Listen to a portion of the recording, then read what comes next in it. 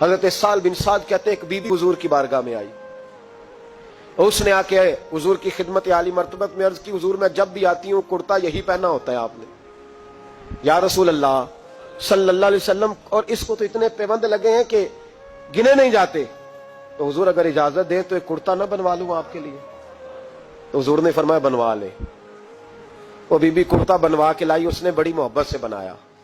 اس زمانے میں جو کوئی نقش و نگار ہوتے تھے اس نے سجائے اپنے انداز میں، اب اس نے پیار سے بنایا، محبت سے بنایا، یہ بھی باتیں صحیح ہیں، پر اصل جملہ جس سے مزہ آئے گا وہ یہ ہے، وہ اندھی ہے میں بڑی ریج نہ بنایا، میں بڑی، اب اس میں جو درد ہے وہ میں اردو کا جملہ ڈھونڈ کے لاؤں تو ملتا نہیں مجھے، کہتی ہے میں ریج نہ بنایا، تو محبوب پاک کی بارگاہ میں لا کے تھال میں پیش کیا۔ حضور کی بارگاہ میں تھال میں، کچھ بندے زیادہ نیک ہو جاتے ہیں، سامنے والے کو پرہیزگاری کا مشورہ دیتے ہیں، کہتے کسی کو کوئی شے نہ لیا کرو، تو میں نے کہا اگر حضور لے لیں تو طلب کرنا منع ہے، لیکن قبول کرنا تو میرے مصطفیٰ کا طریقہ ہے، تو بھائی یہ ہمیں نہ اتنا ہی نیک بناؤ جتنا میرے رسول نے ہمیں بنایا ہے۔ دو قدم آگے بڑھ کے کچھ لوگ مشورے دیتے ہیں، یہ مشورہ درست نہیں۔ نبی پاک نے فرمایا تو کسی سے طلب نہ کر، لیکن اگر کوئی تیری طرف تحفہ بڑھائے تو اسے قبول کر، محبت میں اضافہ ہوگا۔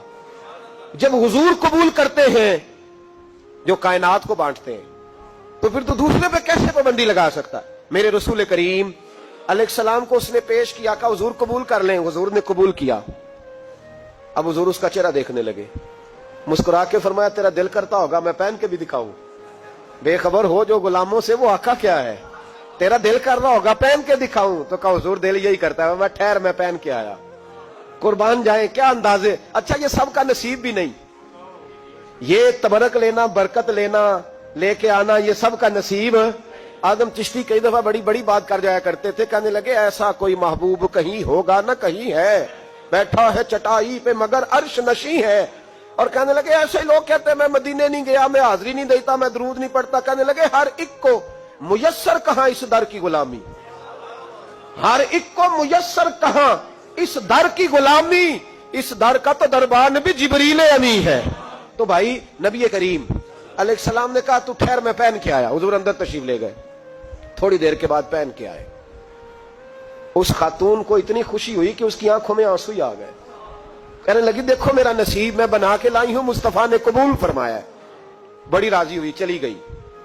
حضرت سال بن سعد کہتے ہیں قریب ایک صحابی کھڑے تھے، اور شارحین نے لکھا ہے معمولی آدمی نہیں، حضرت عبد الرحمن ابن عوف تھے، صحابہ میں سب سے امیر آدمی۔ اللہ اکبر، ذرا لطف دیکھیے گا۔ کہتے ہیں وہ قریب کھڑے تھے، جب حضور نے پہنا نا تو تعریفیں کرنے لگے، کہنے لگے سونیا کمال ہی ہو گئی ہے، محبوب کیا بات ہے، حضور اس کے بنانے کی محبت کی بھی کیا ہی بات ہے، پر جو اللہ نے رنگ روپ آپ کو عطا فرمایا اس کی بھی کیا ہی بات ہے، یا رسول اللہ اتنا پیارا لگ رہا ہے، اتنا پیارا۔ جب کوئی زیادہ تعریف کری نا تو تعریف کرنے والوں کی بھی اپنی اپنی نیتیں ہوتی ہے نا، جب زیادہ ہی تعریف کی تو حضور نے فرمایا تجھے پسند آ گیا دے دوں، وہ پسند آ گیا تجھے۔ کچھ بندے سیانے ہوتے ہیں، پتا ہوتا ہے جو مرضی پہ آکھے دھیان ہی نہیں کرتا، اور جنہ مرضی تعریف کرو وہ کہتے تو لگا رہو مجھے پتا ہے تو کی پیار ہے، تو کہا پسند آ گیا ہے یا رسول اللہ بڑا، تو فرمایا چاہیے، کہا حضور مہربانی ہو جائے تو کیا ہی بات ہے۔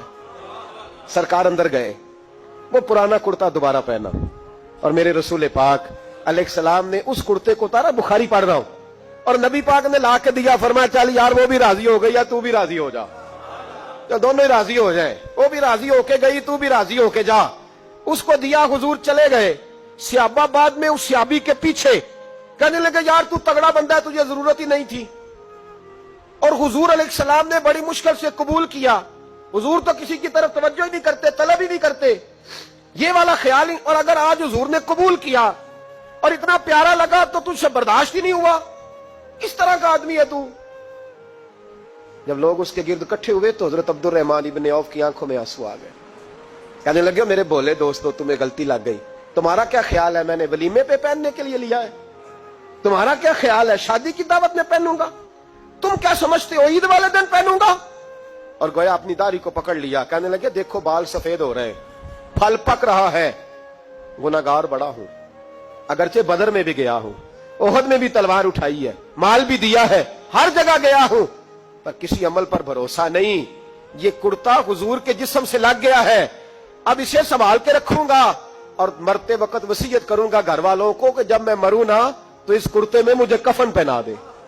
مجھے امید ہے جب حضور کا کرتا پہن کے قبر میں جاؤں گا تو رب کے فرشتے مجھ پر عذاب نہیں دیں گے بلکہ بغیر حساب کتاب جنت عطا فرما دیں گے.